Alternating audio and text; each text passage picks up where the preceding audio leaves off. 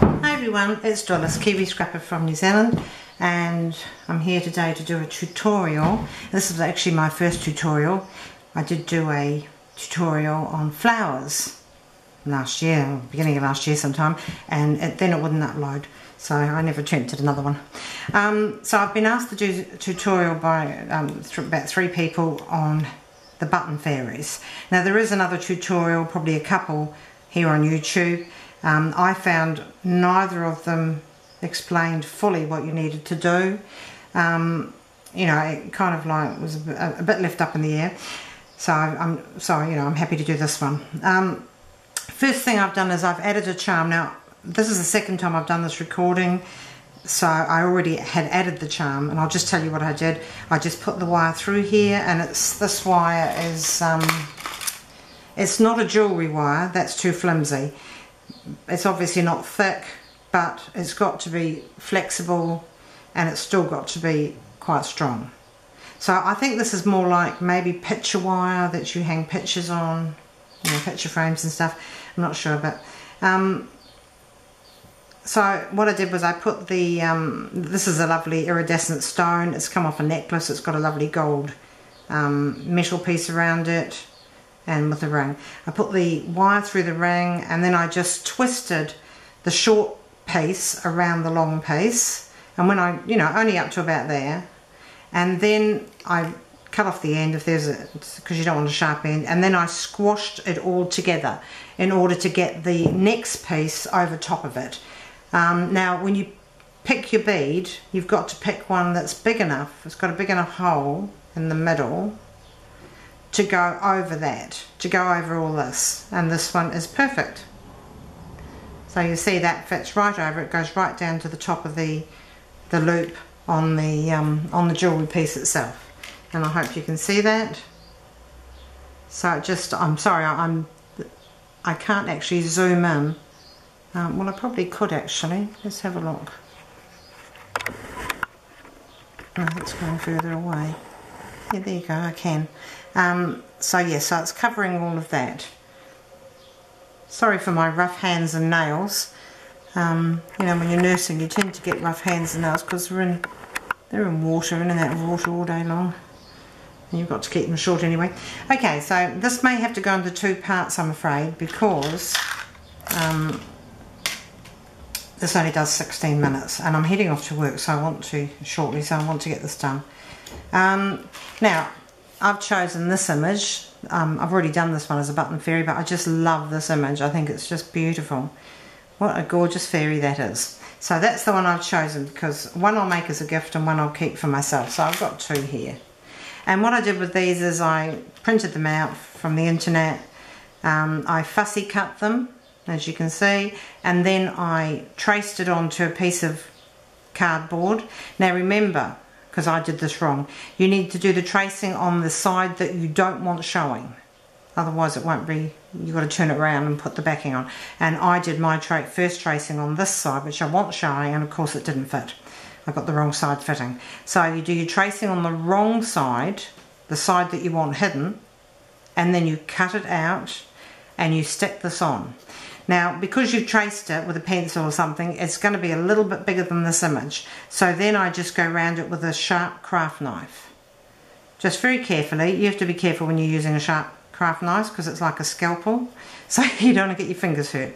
So anyway, now this first button, which is pink, you pick your buttons out, about 6, is the worst button to put on. Absolutely horrible. I did one yesterday and it just took me like 15 minutes, so hopefully this one won't be so bad. So you're going to thread it, you put your thing, you're going to thread it from behind, and this has got four holes in it, this button, and that doesn't matter because you're only going to use 2. So you're going to go in from behind and put it down, and you're going to put it down as far as you can go. And in this case it won't go down over that. Oh yes it will. So you're going to put it down to touch that bead, okay, and then you're going to choose the opposite button and you go through it this way. And my eyesight's not so great. I'm waiting to have my eyes tested again because these reading glasses are no longer strong enough. This is an invaluable tool. It's a long nose plier, so you just want to straighten your loop out so it goes through easily. Quite often it twists like it's doing now, and you get a kink in it, and then you just cannot pull it through. Okay, so I'm holding this tightly against that bead because I don't want it to move and go up. Yesterday when I was doing it on the thing, it kept moving and going up. Not this particular one, another one I did. And this one's looking good, so you just keep it there and you pull it tight. And that looks good. Wow. That's not bad. Yep, that's right down on that bead. So that's good. In fact, that may be even too far down on that bead, but never mind. That's okay. You don't want a great big piece of wire showing, because that's actually, that is a bit far down, so I'm going to have to take it off again. But this is all good practice for you. See, and my enthusiasm to get it down, because yesterday I couldn't get it down on the bead. I may just have to leave that like that actually, because that does not want to come up. Just put your long nose pliers through that loop. Yeah, there you go. And all I'm going to do is just pull it up a wee bit, and I'm going to loosen it. I hope. I'm going to try loosen. This is definitely going to go into two parts, I can tell. Okay, now when you're doing this, of course, it starts to kink and do all kinds of things. The wire, I mean. So I'm going to put it down there. Things always go wrong when you're doing tutorials. I've seen that. Okay, so I'm going to put it down so it's just sort of sitting next to that bead rather than on it.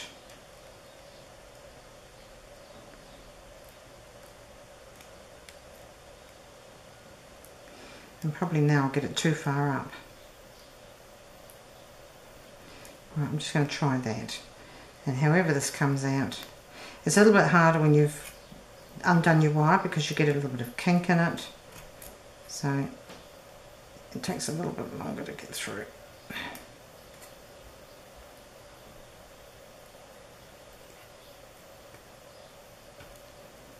Well, that's not very good, is it? They say that everything goes wrong when you're doing a tutorial. Everything that can go wrong, does go wrong. That's right. Okay. No, that's not right. That's not. Okay, so there's still a loop up there, and I've got to get that off. Because you don't want a great big bulgy. Just want that to come through.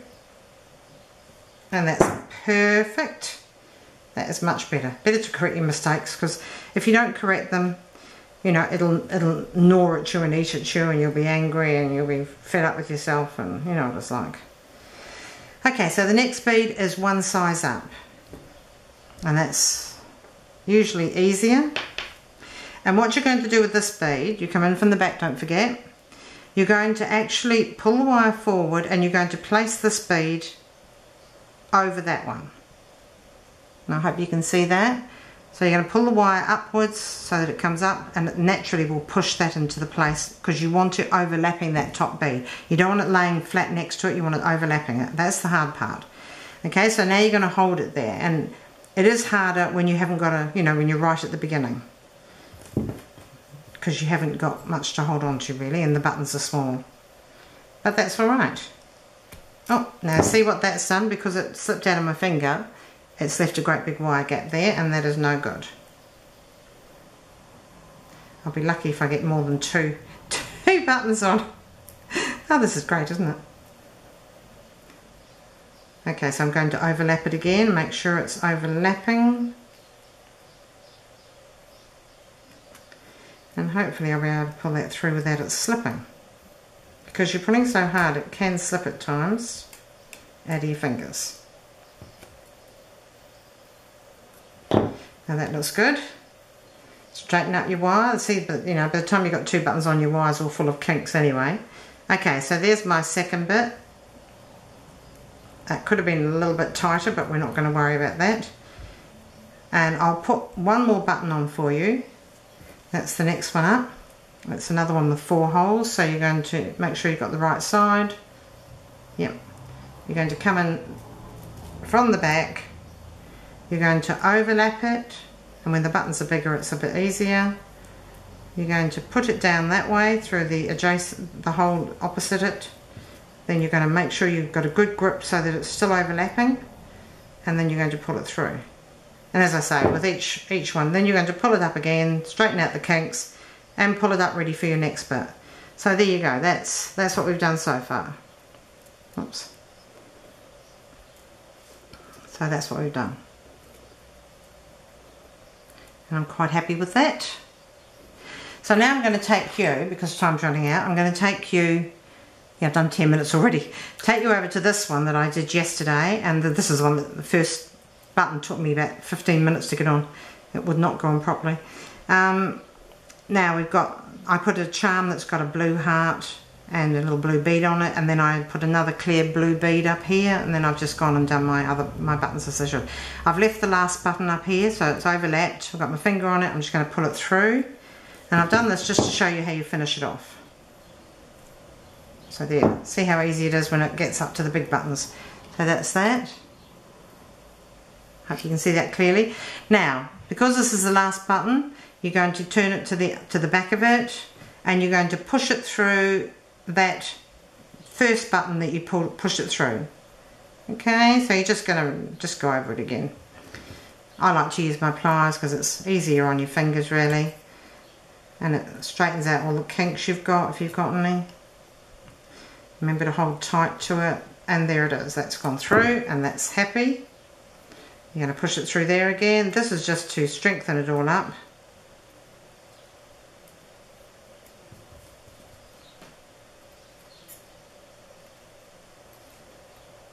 There. So now that's nice and tight, and now you're just going to go push this back through this loop here at just the bit between the two buttons. This is, if you can, I like to go between where the two buttons are overlapping because it's easier, and just push that through like that. You're more or less just tying it off, but you know, you can't tie knots in this kind of wire. I don't know whether you can tie knots in any kind of wire. Okay, now just pull it back over again, and you're just going to go through again if you can, or you hope you can, because by now it's getting quite thick. There you go. Okay, so one more time we'll do it, just to overlap. Some people like to thread it right down through the needle, through the things. I don't bother doing that. I find this is more than enough. Okay, so that's nice and tight. Now I'm going to get my wire pliers, and I'm just going to clip off as close as I can, so there's no sharp bits for the recipient that you're going to give this to. Now there's your straight tail, and you can curve it like that. You can do whatever you want. Okay, I should put my glue gun on. Because I'm going to need my glue gun about now. So while that's heating up, and I hope it doesn't ruin my tablecloth, I meant to bring a bit of paper in here and forgot. I'll put that cardboard under it. Oh, that's good. Just so that it doesn't drip over my crochet tablecloth. Now, around the edges of this, once you've fussy cut it, I like to go over with but any ink that you've got. This is the Tim Holt Sepia Memories, and I just, you know, stamp it in, and I just go over it like this. It just gives makes it look more antiquated, and it gives it, you don't get that white edge between the cardboard and the paper and stuff like that. So you're going to take this, when this heats up, I'm just going to wait a minute. While I'm doing that, I'm going to stickle. I've got some stickles here, a nice pot of stickles, see, all my stickles in, and I'm going to just put some, oh, what am I doing? I don't know what I'm doing. Oh, that's right. Okay, I'm going to just put some stickles carefully along here, I hope. I'll just do that once. I usually do this last thing because, you know, you don't want your stickles rubbing off on your fingers, which they can do if you brush them off. But I'm just doing this while I'm waiting for the glue gun to heat up. And I'm going to be careful, I hope. I hope I remember they're there. This is, I think this is called Frosty, this stick. I'm just going to do those three because I don't want to, I don't know whether you can see that. You might be able to.